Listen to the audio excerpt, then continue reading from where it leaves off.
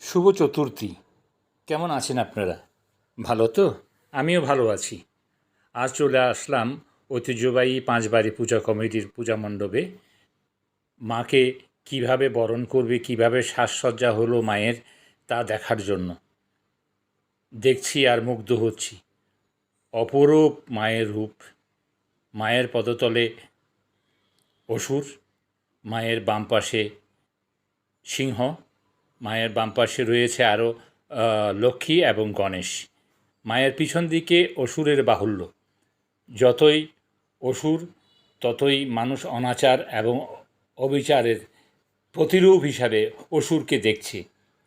আজকাল সমাজে অসুরের বাহুল্যতা বেড়ে গেছে। অসুর চারিদিকে ছেয়ে আছে। আসুরিক দম্ভে, আসুরিকতায় চারিদিকে ছেয়ে আছে। অসুরদের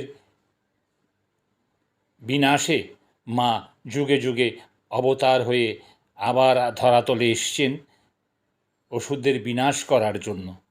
মা আসুক, মাকে আহ্বান করছি, মা এসো, মা আমাদের এই মর্তে এসো, এসে আমাদেরকে ধন্য করো, আমাদেরকে পূর্ণ করো, আর এই অসুরের হাত থেকে আমাদেরকে রক্ষা করো।